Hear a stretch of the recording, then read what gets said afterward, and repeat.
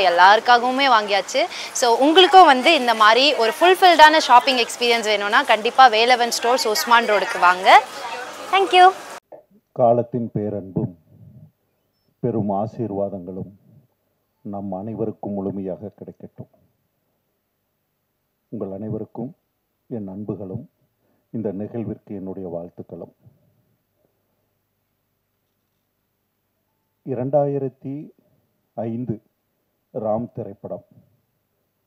அதில் என் துணைவியார் வந்து ஒரு மிக முக்கியமான கேரக்டரில் நடிச்சிருந்தாங்க. அந்த திரைப்படம் கொடைக்கானலில் படப்பிடிப்பு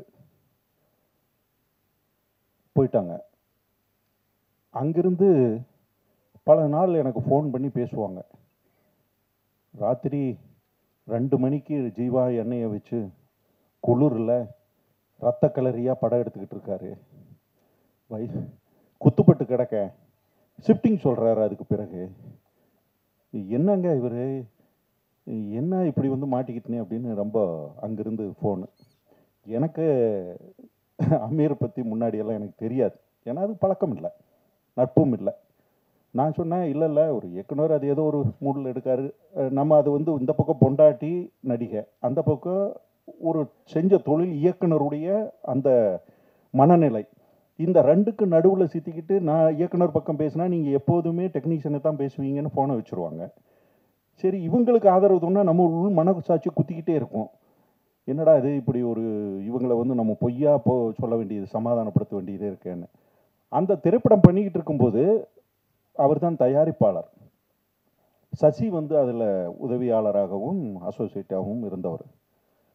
சசிக்கு வேலை அசோசியேட் ப்ளஸ் அங்கிருந்து கீழே வந்து மதுரையில் பணம் பரட்டிக்கிட்டு போய் மேலே ஷூட்டிங். ஒரு நாள் திடீர்னு ஷூட் இல்லை அப்படின்னா கொடைக்கானலில் பணமும் இல்லாமல் என்ன பண்ணுவாங்கன்னா ஷூட்டிங் கேன்சல் பண்ணிவிட்டு அங்கே இருப்பாங்க. பதட்டமே இல்லாமல் ஷூட்டிங் போயிட்டு சொல்லுவாங்க என் துணையார் அங்கேருந்து, என்னங்க கொஞ்சம் கூட இவ்வளவு செலவு நடக்கு, இவ்வளவு இருக்குது, ஆனால் வந்து ஷூட்டிங் கேன்சல் பண்ணிவிட்டு அவங்க பாட்டுக்கு ரெஸ்ட் எடுத்துக்கிட்டு இருக்காங்க பதட்டமே இல்லாமல் அப்படின்னெல்லாம் பதறுவாங்க. இப்படி தான் எனக்கு அமீர் அவர்களை பற்றி தெரியும். அந்த திரைப்படம் வந்தபோது ஒரு படைப்பாளியாகவும் என்னால் அமீர் அவர்களை உணர முடிந்தது. அதனுடைய தொடர்ச்சியாக சேலத்தில் அவர் ஒரு விருது வாங்கிறதுக்கு ராம் திரைப்படத்துக்காக சேலத்துக்கு வந்திருக்காரு. நானும் அந்த கலையிரவில் ஒரு ஸ்பீச் கொடுக்கறதுக்காக அங்கே போயிருக்கேன். 2 பேரும் அங்கே தங்கும்போது சமுத்திரக்கனி அமீர் அவர்கள் அங்கே வந்திருந்தாங்க. அங்கே தான் எங்களுடைய சந்திப்பு நடந்தது. அப்போ சொன்னார், நான் பருத்திவீரன் திரைப்படம் பண்ணுறேன். நான் அப்போ கொஞ்சம் முடியெல்லாம் நீளமாக வளர்த்திருந்தேன். அதை பார்த்துட்டு இந்த ஒரு கேரக்டருக்கு நீங்கள் பண்ணுறீங்களான்னு என்ன கேட்டார். எனக்கு படீர்னு ஞாபகம் வந்தது என் துணைவியாருடைய சம்பவங்கள். ஆகா, ஏற்கனவே ஒரு குடும்பத்தையே வச்சு செய்கிறதுன்னு முடிவு பண்ணிட்டார் போல் இருக்கு அப்படின்னு நினச்சிக்கிட்டு இருந்தேன். அதுக்கு பிறகு அந்த திரைப்படத்தில் நான் உள்ளே போய் பங்களிப்பு செஞ்சேன். அந்த பங்களிப்பு எனக்குள்ள அவருக்கும் எனக்கும் ஒரு நட்பாக மாறியது. நடிகன் இயக்குனர் என்பதை தாண்டி ஒரு நட்பாக மாறியது. அந்த திரைப்படத்திலும் பல பிரச்சனைகள். ஃபர்ஸ்ட் ஷெட்யூல் போயிட்டு வந்தோம். அப்புறம் ஒரு சைப்ரஸ் ராம் திரைப்படத்துக்கு சைப்ரஸ் கார்த்தி அவரும் போய் விருதெல்லாம் கலந்துட்டு வந்தாங்க. பார்த்தா செகண்ட் ஷெட்யூல் நகர்ற மாதிரியே தெரியல. முடியெல்லாம் வளர்ந்து சாமியார் லெவலுக்கு பெருசாக போயிடுச்சு எங்களுக்கு. அப்போ என்ன அப்படின்னு விசாரித்தா திரைப்படத்தில் அவர் வந்து தயாரிப்பாளராக அடுத்த ஷெட்யூல் தயாரிப்பாளராக களமிறங்குறாரு. அதே படத்தை டேக் ஆஃப் ஆகுது. போனால் மறுபடியும் அதே தான். 4 நாள் ஷூட், ஒரு நாள் ரெஸ்ட் இருக்கும். வஞ்சகமே இல்லாமல் திரைப்படத்தை எடுத்துக்கிட்டு இருக்கிற ஒரு இயக்குனர். கஷ்டங்கள் இருக்குது, போராட்டங்கள் இருக்குது. ஆனால் அவருடைய பாதையை விட்டு விலகினதான் எனக்கு தெரியல. அந்த திரைப்படம் சார்ந்த காலகட்டத்தில் ஒரு நடிகனை கடந்து நானும் அவரும் ஒரு நட்பு ரீதியாக உரிமையோடு பேசிக்கொள்ளக்கூடிய ஒரு நபராக நானும் அவரும் எப்போதுமே இருந்திருக்கோம். நான் உரிமையோடு பேசுவேன், அந்த உரிமையை அவர் நட்பாக எடுத்துக்கொள்வார். இதுதான் எங்களுக்குள்ள இருந்தது. அதில் நல்லது கெட்டது, தனிப்பட்ட வாழ்க்கை, சமூக வாழ்க்கை எல்லாமே கலந்திருக்கும் அந்த விவாதத்துக்குள்ள. அதனுடைய பருத்திவீரனுடைய வெற்றி, அந்த வெற்றியில் ஏற்பட்ட பிரச்சனைகள், அதுக்குள்ளே இருந்து அவர் யோகி திரைப்படம் பண்ணும்போது அவர் நடிகனாக உள்ள நுழையினார். எனக்கு ஒரு நடிகனாக அவரை ரொம்ப பிடித்த படம் வந்து யோகின்னு சொல்லுவேன். யோகியில் பார்த்தீங்கன்னா எல்லா டைமென்ஷனும் இருக்கும். ஒரு ஒரு ஒரு கதாபாத்திரத்துக்கு ஒரு நடிகன் தன்னை தானே செதுக்கிக்கிட்டு இந்த மீடியாவுக்குள்ளே வரும்போது அவர் வந்து முழுமையாக அந்த திரைப்படத்தில் வேலை செஞ்சார். அதுவும் அப்படி தான், சின்ன படமாக எடுப்போம்னு ஆரம்பித்து அதுவும் அதே போல தான் வழக்கம் போல் அது ஒரு மிகப்பெரிய படமாகத்தான் அது வந்து சேர்ந்தது. இப்படி தொடர்ச்சியாக அவரோடு நான் பார்த்த வரையிலும் அவருடைய வாழ்க்கையை நான் வந்து தனிப்பட்ட முறையில் நான் பேசும்போது எல்லாரும் திரைப்படத்துக்கு வந்து கெட்டு போவாங்க. ஊரில் நல்ல பையனாக அப்பா அம்மா வளர்த்தன பையனாக இருப்பாங்க. திரைப்படத்துக்கு வரும்போது ஒரு பழக்க வழக்கங்கள் அல்லது திரைத்துறை சார்ந்த சுதந்திரம் எல்லாம் சேர்ந்து அவங்களே கொஞ்சம் அந்த அப்பா அம்மா வளர்த்தன பையன்லேருந்து கொஞ்சம் மாறுபடுத்தி பயணிக்க வைக்கும்.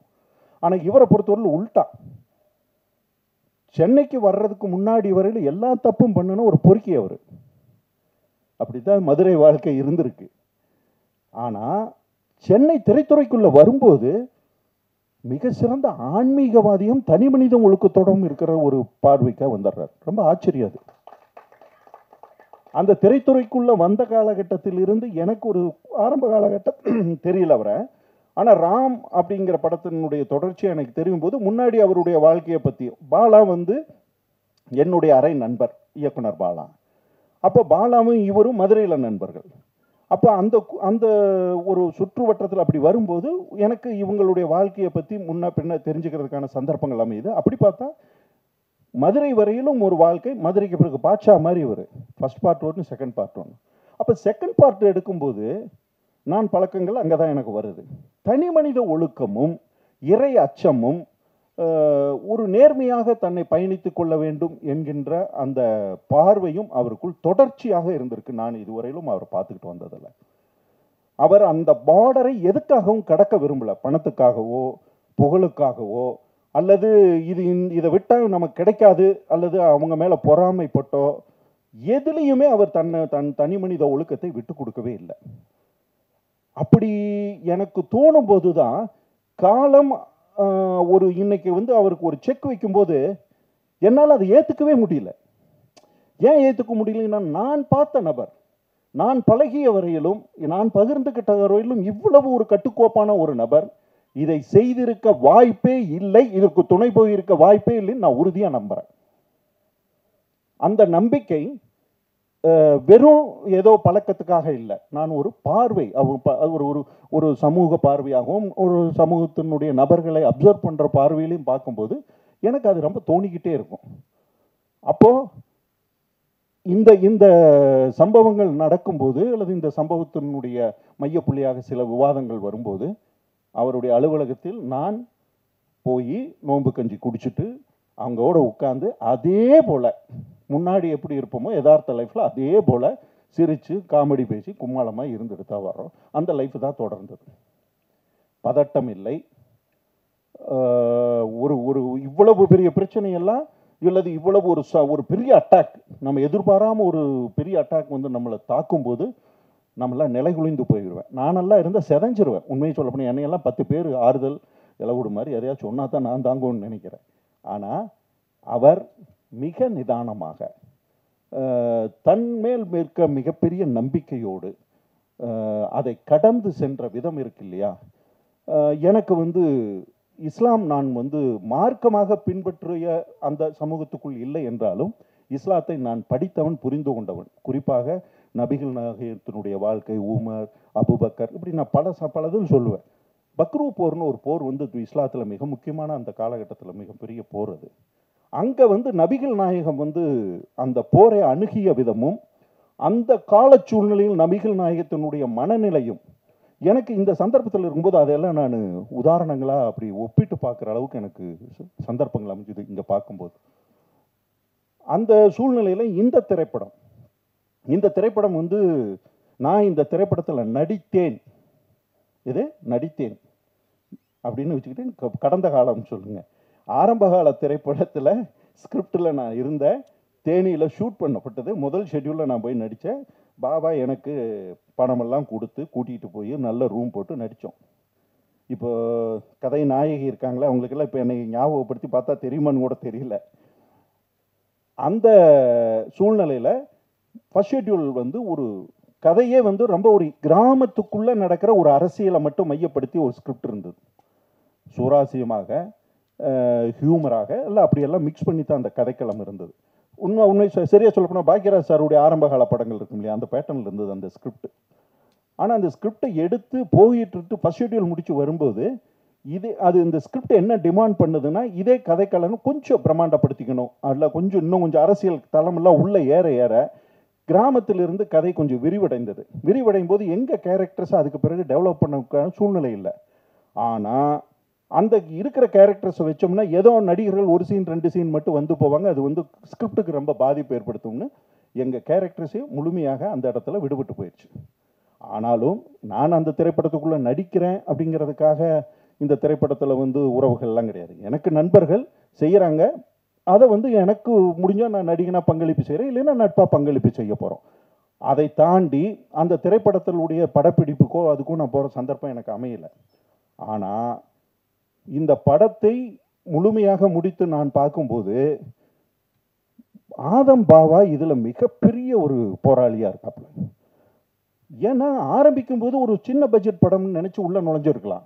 ஆனால் அதுக்கு பிறகு இந்த படத்தை 3-4 கட்டங்களாக அது அந்த அந்த கதையை விவரித்து வேற ஒரு தளத்துக்கு போகும்போது எல்லா ஃப்ரேம்லேயுமே பெரிய தயாரிப்பாளராக இருந்தால் மட்டும்தான் அவ்வளோ செலவு செய்ய முடியும். எல்லா கூட்டம், காரு, ஆட்கள், அது அவ்வளோ சீக்கிரம் நம்மளால் ஏற்று செலவு செய்ய முடியாது. ஆனால் பாவா ஒரு தயாரிப்பாளராகவும் இயக்குனராகவும் இருந்து இந்த ஸ்கிரிப்டை சரியாக இப்படி தான் பண்ணணும், பார்த்துருவோம் அப்படின்னு மிகப்பெரிய போராட்டத்துக்கு இடையில் இந்த படத்தை முழுமை செய்திருக்கிறார்கள். இந்த திரைப்படத்தில் பங்கேற்ற அனைவருக்கும் என்னுடைய அன்புகளும் வாழ்த்துக்களும். காலம் மறுபடியும் இவர்களுக்கு தனது பேரன்பையும் பெரும் ஆசீர்வாதத்தையும் வழங்க வேண்டும். இது வெற்றியை நோக்கி முழுமையாக பயணித்து அவர்களுக்கு தொடர்ந்து கலைத்துறையில் அடுத்தடுத்த நிலைக்கு செல்கின்ற வாய்ப்புகளை வழங்க வேண்டும் என்று ஆசைப்பட்டு விடைபெறுகிறேன். நன்றி, வணக்கம்.